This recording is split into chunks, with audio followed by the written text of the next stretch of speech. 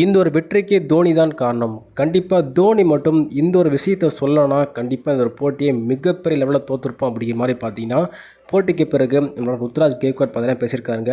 கண்டிப்பாக தோனி தான் முக்கிய காரணம் அப்படிங்கிற மாதிரி, என்னென்ன பண்ணார் அப்படிங்கிற மாதிரி தெளிவாக வந்து சொல்லியிருக்காரு. ஸோ நம்ம சேனல் கட்சி புதுசாக சப்ஸ்கிரைப் மட்டும் பண்ணிக்கோங்க. அப்படி பண்ணுறதுன்னா பக்கத்தில் இருக்க பெல் ஐக்கான் நோட்டிஸ் வரும். நிறைய பேர் சப்ஸ்கிரைப் பண்ணால் பார்த்துருக்கேன், சப்ஸ்கிரைப் பண்ணுறேன். நிறைய பேர் லைக் பண்ணால் பார்த்துருக்கேன், லைக் பண்ணிட்டு பாருங்க. நீங்கள் பண்ணுற ஒவ்வொரு லைக்கும் எனக்கு மிகப்பெரிய மோட்டிவேஷன். லைக் பண்ணிட்டு பாருங்க. இன்றைக்கி முக்கியமான போட்டி ரெண்டு டீமுக்குமே சிஎஸ்கே மும்பைங்க. ஸோ கண்டிப்பாக இந்த ஒரு போட்டி எதிர்பார்ப்பு அதிகமாக இருந்துச்சு. ஏன்னா சிஎஸ்கேல பார்த்தா எம்எஸ் தோனி வந்து பிளேயிங் லெவலில் இடம் பிடிப்பார் அப்படின்ட்டு எதிர்பார்ப்பு அதிகமாக இருந்துச்சு. அதுவே ரோஹித் சர்மா எம்ஐயில் பார்த்தா இடம் பிடிப்பார் அப்படிங்கிற மாதிரி எதிர்பார்ப்பு அதிகமாக இருந்துச்சு. கிட்டத்தட்ட 15 வருஷத்துக்கு அப்புறம் தோனி மற்றும் நம்மளோட ரோஹித் சர்மா இல்லாமல் பார்த்தீங்கன்னா இன்றைக்கி ப்ளே பண்ணுறாங்க எல் கிளாசிக்கோ. இந்த ஒரு போட்டி பார்த்தீங்கன்னா கண்டிப்பாக ஃபேன்ஸ் எல்லாருமே இவங்க ரெண்டு பேர்த்து பார்க்க தான் வந்தாங்க. ஆனால் இன்றைக்கி சிஎஸ்கே ஒரு தரமான சம்பவத்தை பண்ணி மும்பை மைதானத்தில், மும்பை சொந்த மைதானத்தில் அதாவது அடித்து ஓடட்டான்னு சொல்லலாம். அந்தளவுக்கு இன்றைக்கி தரமான சம்பவம். இந்த சம்பவத்துக்கு முக்கிய காரணமே தோனியோட மாஸ்டர் பிளான் அப்படிங்கிற மாதிரி சொல்லப்படுதுங்க. அப்படி என்ன தோனி பண்ணார் அப்படிங்கிற மாதிரி ருத்ராஜ் கேக்வாட் போட்டிக்கு பிறகு புட்டு வச்சிருக்காரு. தெளிவாக வந்து நோட் பண்ணிக்கோங்க அப்படிங்கிற மாதிரி அவரே சொல்லியிருக்காரு. தோனி மட்டும் இந்த ஒரு செயலை மட்டும் சொல்லணும்னா கண்டிப்பாக இந்த ஒரு போட்டியை நாங்கள் எப்போவே தோற்றுருப்போம் அப்படிங்கிற மாதிரி அவரே ஒத்துக்கிட்டு இருக்காரு. முதல்ல டாஸை வெற்றி பெற்ற ஹர்திக் பாண்டியா, நாங்கள் முதல்ல வந்து பவுலிங் பண்ணுறப்பா, ஃபஸ்ட்டு நீங்களே பேட்டிங் பண்ணுறோம் அப்படிங்கிற மாதிரி சொல்லியிருப்பாங்க. முதல் எடுத்துன ருத்ராஜ் கேக்வாட் மற்றும் சஞ்சீவ் சாம்சன் வந்து கிளம்ப இறங்கியிருப்பாங்க. ரெண்டு பேரும் நல்லா தான் ஸ்டார்ட் பண்ணியிருந்தாங்க. ருத்ராஜ் கேக்வாட் வழக்கம் போல் இன்றைக்கி நல்லாவே ஸ்டார்ட் பண்ணார். ஆனால் பெருசாக ரன்கள் அடிக்க ஆட்டம் இழந்தார். இன்றைக்கி சஞ்சீவ் சாம்சன் கடைசியில் நின்று போராடி சதம் விளாசி சிஎஸ்கே அணியை மேலே தூக்கியிருக்காருங்க. இன்றைக்கி தரமான சதத்தை போட்டு வெற்றிக்கு ஒரு முக்கிய காரணமாக இருந்திருக்காரு. கண்டிப்பாக சதம் மட்டும் அடிக்கலன்னா இன்றைக்கி மேட்ச் ஒரு 180 150 தான் அடிச்சிருப்பாங்கன்னு வைங்களேன். ஏன்னா சிஎஸ்கே பேட்ஸ்மேன் நல்லா ஸ்டார்ட் பண்ணி எல்லா பேட்ஸ்மேனும் அவுட் ஆனாங்க. சிவம் தூபியை தவிர மற்ற எல்லா பேட்ஸ்மேனும் நல்லாவே ஸ்டார்ட் பண்ணாங்க. அதுக்கப்புறம் பெருசாக ரன்கள் அடிக்க முடியல. கடைசியாக சிஎஸ்கே 20 ஓவர் முடிவில் 6 விக்கெட் இழப்புக்கு 207ங்கிற ஒரு இமாலய இலக்கை செட் பண்ணாங்க.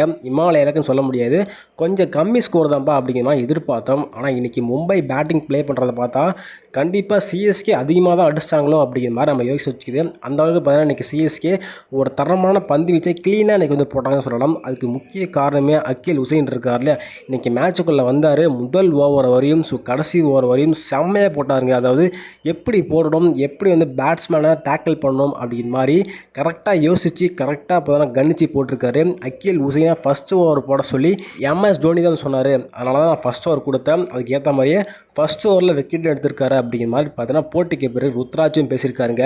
ஃபஸ்ட் ஓவர் மட்டும் இல்லை, அவர் எத்தனை ஓவர் வராரோ அத்தனை ஓவர் வந்து விக்கெட் தூக்கியிருக்காரு. 4 விக்கெட் எடுத்து ஒட்டுமொத்த மும்பையுமே வந்து சாகடிச்சிட்டாரு. அந்தளவுக்கு கீப் சைலண்ட் அப்படிங்கிற மாதிரி பார்த்தீங்கன்னா பண்ணியிருக்காருங்க. ஆனால் அந்த இடத்துல மும்பை ஃபேவரட் கிரவுண்டா இல்லை வந்து சிஎஸ்கே மைதானமானு தெரியல.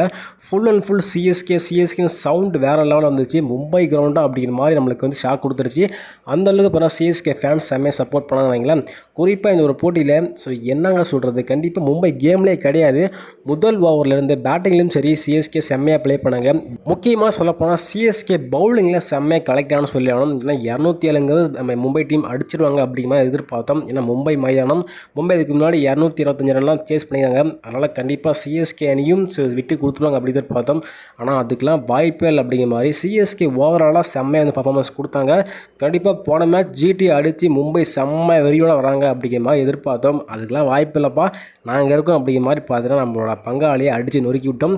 போட்டிக்கு பிறகு ருத்ராஜ் கேக்வாட் என்ன பேசிக்கிறார் பண்ணலாம். இந்த ஒரு வெற்றிக்கு 2 பேர் தான் காரணம். ஒன்று வந்து பேட்டில் சஞ்சீவ் சாம்சன், 2வது பேர் அக்கீல் உசைன் செம்மையாக பவுலிங்கை போட்டார்.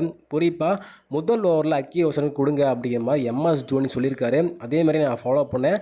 அதே மாதிரியே முதல் 8 ஓவருக்குள்ளேயே முகேஷ் சௌத்ரிக்கு பார்த்தீங்கன்னா அந்த ஓவர் கொடுத்துரு அப்படிங்கிற மாதிரி ஃபுல்லாக கொடுத்துட்டு அப்படிங்கிற மாதிரி சொன்னார்.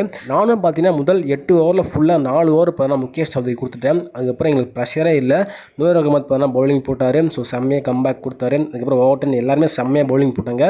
குறிப்பாக பவுலிங்கில் எங்களுக்கு அக்கீல் உசைன் தான் முக்கியமாக இருந்தார் அப்படிங்கிற மாதிரி போட்டிக்கு பிறகு சொல்லியிருக்காரு. சரி, நீங்கள் சொல்லுங்கள், போட்டி வெற்றிக்கு முக்கிய காரணம் யார் அப்படிங்கிற மாதிரி.